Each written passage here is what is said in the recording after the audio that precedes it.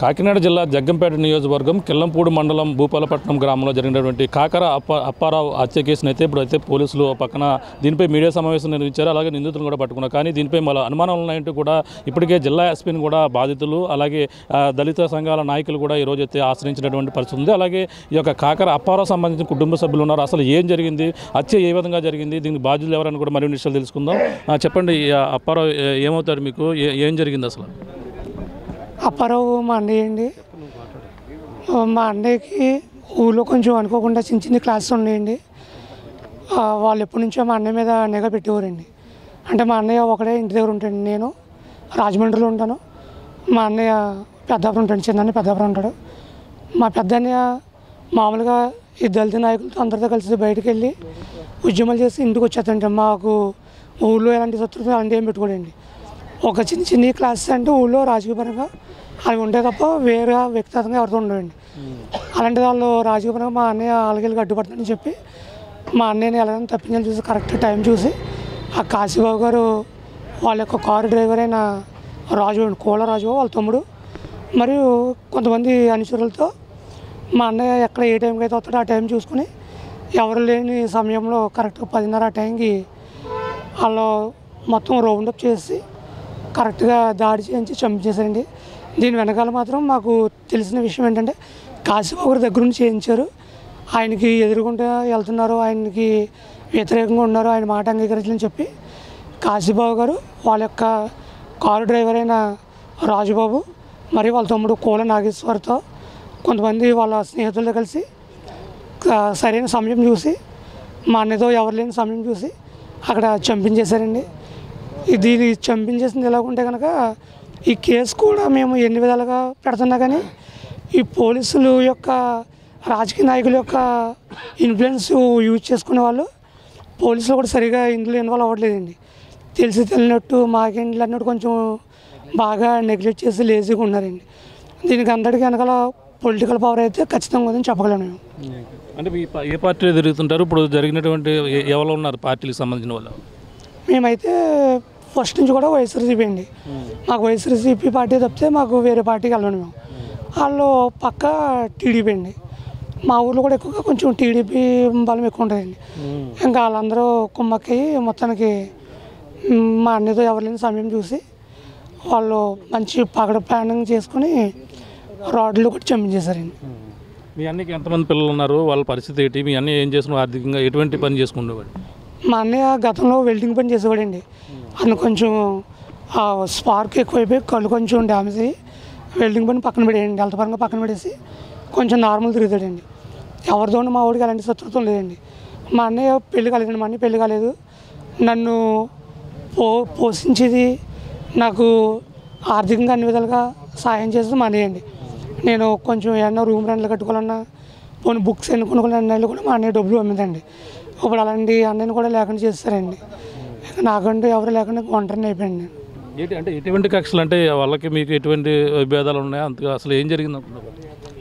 కక్షలు అంటే వ్యక్తిగతంగా ఎలాంటి కక్షలు లేవండి.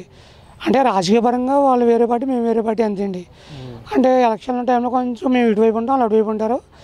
దానికి అంటే ఇప్పుడు రాజకీయ దగ్గర వస్తుందండి. అంటే మా అన్నయ్య నెక్స్ట్ ఎస్సీ కేటగిరీ వస్తే కనుక ప్రెసిడెంట్ నిలబడుతుంది ఏదో అనుకుని టాక్ బయటకు వెళ్ళిందంటండి. ఒకవేళ అలా బయటకు వెళ్ళడం వల్ల అది వాళ్ళ మనసులో పెట్టుకుని ఇలా చేశారని మాకు కొంచెం డౌట్ కట్టుకుంది. ఏం చేస్తారు? ఇప్పటికీ ఒక అతను పట్టుకున్నా అని చెప్పేసి పోలీసులు చెప్తున్నారు. మరి మీరు దీన్ని ఇంకా ఎవరున్నారు అనుకుంటారు, భావిస్తున్నారు? అంటే ఇప్పుడు డాగ్ స్క్వాడ్ డైరెక్ట్గా వాళ్ళ ఇంటికి వెళ్ళిపోయిందండి. నిందుడు ఇంటికి వెళ్ళి మాకు క్లియర్గా తెలుసు. నిందుడు పక్క అతను వాళ్ళ తమ్ముడు ఇంకా వాళ్ళ స్నేహితులు ఒక 4-5 ఉన్నారండి ఇందులో. అంటే 5 రాడ్లు ఉన్నాయండి. అక్కడ 4 రాడ్లు. ఆ 4 రాడ్లలో ఒకళ్ళే వెళ్ళిపోయి నేను ఒక్కనే చేశాను అని లొంగిపోయిన అతను ఆ కేసుని తప్పుతో పెట్టిన ఒకడే చేశారంటే రాడ్లు ఎవరు కూడా ఇప్పుడు ఒకడే 4 రాడ్లు పట్టుకుని కొట్టలేరు కదండి. ఒకడే గట్టి కొట్టిన రాడ్ కనుక దెబ్బ గట్టిగా పడిందండి. తర్వాత ఇంకోటి చాలా కొట్టారు. ఆ 4 దెబ్బలు వేసారు. రాడ్లు కూడా 4 రాడ్లు. అది ఫారెన్సిక్ వాళ్ళు తీసుకున్నారండి. అయితే ఇప్పుడు ఈ కేసుని ఎవరి మీద చెందకుండా ఒకడే వెళ్ళి నేనే కొట్టి చంపేసానట్టు ఒకరినే పట్టుకున్నట్టు వాళ్ళు క్రియేట్ చేస్తున్నారండి. ఇది అంటే అతను వెళ్తే ఈ పొలిటికల్ పరంగా మళ్ళీ ఏదో ఇన్ఫ్లుయెన్స్ యూజ్ చేసి మళ్ళీ బెయిల్ ద్వారా వాళ్ళని బయటకు వచ్చేదని చూసి వాళ్ళు పక్క ప్లానింగ్లు ఉన్నారండి. అయితే వాళ్ళ తమ్ముడు కాడ కొంతమంది పరారులు ఉన్నారండి, వాళ్ళ తమ్ముడు కాడ పరారులు ఉన్నారు. ఇంకా వాళ్ళని పట్టుకోలేదండి. ఇప్పటికి మర్డర్ అయ్యి ఇది 4th డే అనుకుంటాయండి, 3rd డే. ఇంకా ఎలాంటి పోలీసు తరఫు నుంచి ఎలాంటి రెస్పాన్స్ లేదండి. పోలీసు పక్కాగా వాళ్ళకి ఫుల్ సపోర్ట్ అండి, ఎందుకంటే అది పొలిటికల్గా వాళ్ళకి సపోర్ట్ ఉందండి. అంటే వాళ్ళు పట్టుకున్నారు కదా, ఇప్పుడు ప్రెస్ మీట్ చెప్పారు కొల్లంపూడిలో కూడా, ఒక ప్రెస్ మీట్లో డిఎస్పీ కూడా నిందితుని చూపించినటువంటి పరిస్థితి ఉంది. ఇప్పటి వరకు నిందితుని మాకేం చూపించలేదు, కానీ అంటే వాళ్ళు కస్టడీలో ఉన్నారని చెప్పారు అంతే అండి. దాని తోడుగా ఏంటంటే ఇంకా ఏదన్నా ఉంటే కనుక వాళ్ళ యొక్క ఫోన్ కాల్ లిస్టులు అనేది అయితే కనుక బయట వస్తుంది. వాళ్ళు పోలీసులు ఈ పరంగా ఏమి వాళ్ళు ఇన్వాల్వ్ అవ్వట్లేదండి. ఏదో కాల్ డేటా అయితే ఇస్తేనే మొత్తం అందరూ వస్తారండి. నేను వాళ్ళ తమ్ముండండి. నా పేరు మహేష్ అండి, అప్పారావు మైనే అండి. ఈ హత్యకి కారణమైతే మాత్రం ఖచ్చితంగా ఇరవరెడ్డి కాశీ హస్తం ఉందని దీని వెనకాల. ఇరవరెడ్డి కాశీ ప్రెసిడెంట్ అండి. ఇరవరెడ్డి కాశీ హస్తం లేకుండా ఇది జరగలేదండి. ఇది ఇరవరెడ్డి అతనే ఓసీ అండి, కాపులు. మేము ఎస్సీ మాలండి. అంటే మమ్మల్ని ఎడగొట్టి వాళ్ళ కార్ డ్రైవర్ తోటి మా అన్నని ఇది పక్కగా ప్లాన్గా చేయించారండి. ఇది అంతే. అవునండి. వాళ్ళు ఖచ్చితంగా ఒకరు కాదండి, 4 ఉన్నారు ఖచ్చితంగా. ఒకరు ఇద్దరు అయితే మా వాడు ఎదుర్కొంటాడండి. కానీ దళిత నాయకులు ఉన్నారు, కొన్ని మాట్లాడే ప్రయత్నం. సార్ చెప్పండి, ఏంటి ఈ ఘటనపై ఎటువంటి అనుమానాలు ఉన్నాయి? ఇప్పటికే డిఎస్పీ ఒకరిని పట్టుకున్నాం, దీనికి సంబంధించిన బాధ్యతలు కూడా వాళ్ళకి అప్పుడే మీడియా ముందు కూడా చూపించిన పరిస్థితి ఉంది. ఈ ఘటనపై ఇంకా ఎటువంటి అనుమానం ఉన్నాయి? ఇప్పుడు డిఎస్పీ గారైనా, ఎస్సీ గారైనా, సిఐ గారైనా వాళ్ళ చేసే నిర్వర్తమైన పరిస్థితుల్లోని వాళ్ళు అధికార పార్టీకి సంబంధించినటువంటి వాళ్ళు ఎవరైతే ఉన్నారో ఆయన సెకండ్ ఎమ్మెల్యేగాను అని అంటున్నటువంటి వీరంశెట్టి కాశీబాబు అనే వ్యక్తి పరంగానే వాళ్ళ పక్షానే పనిచేస్తున్నారండి వాళ్ళు. ఎందుకంటే గతంలోని ఈ కాకరప్పారావు అనే వ్యక్తిని ఆతల కోళ్ళ రాజుబాబు అనే వ్యక్తులను గొడవ పడితే ఇద్దరిని ఎమ్మెల్సీకి పంపించకుండాను వాళ్ళని ఎమ్మెల్సీకి పంపించి ఈ అప్పారావుని కావాలని చెప్పేసి వీరంరెడ్డి కాశీబాబు అనే వ్యక్తి కావాలని ఈయన నిర్దాక్షిణ్యంగా జైలుకి పంపించడం జరిగిందండి. అది చాలా దారుణం. అప్పుడు మేము వెళ్ళామండి, మేము అందరం వెళ్ళి, ఎవరో బొంగ సతీష్ గారు వెళ్ళారు, అలాగే మన కృష్ణ గారు, చెంగల్రావు గారు, నేను అనేక నాయకులు వెళ్ళాం, శివగారు గట్టలు అందరూ కూడాను వెళ్ళి, అండి ఎస్ఐ గారు సేమ్ కమ్యూనిటీ దెబ్బలాడుకున్నారు, సరిచేయండి, కూర్చోబెట్టి మాట్లాడండి, అది పద్ధతి కాదండి, ఏదో గొడవ పడినట్లయితే మీరు అలాగా ఎవరి కాళ్ళే గొడవ మీద కేసులు పెట్టేసి పంపించడం కరెక్ట్ కాదని చెప్పేసి మేము చెప్పడం జరిగింది. ఆ రోజు మా మాట వినలేదు, చేయలేదు. ఆ యొక్క అధికార పార్టీలో ఉన్నటువంటి వాళ్ళు వీరంశెట్టి కాశీబాబు మాటలు అలికిచ్చి అప్పారావుని జైలుకి పంపించారు. వచ్చిన తర్వాత వీళ్ళు ఎక్కడ పడితే అక్కడ వీరంశెట్టి కాశీబాబు అనే వ్యక్తి, తర్వాత వాళ్ళ అనుచరులు, డ్రైవరు వీళ్ళందరూ ఎక్కడ కనపడితే అక్కడ చంపేస్తానని చెప్పి బెదిరించడంతో అక్కడికి ఎక్కడ పోయి తలదాచుకున్నట్లుగానే మాకు ఆ విషయం మాకు అందరికీ తెలుసండి. కాబట్టి తక్షణమే వీరంశెట్టి కాశీబాబు అనే వ్యక్తిని అరెస్ట్ చేయాలి మా ప్రధానమైన డిమాండు.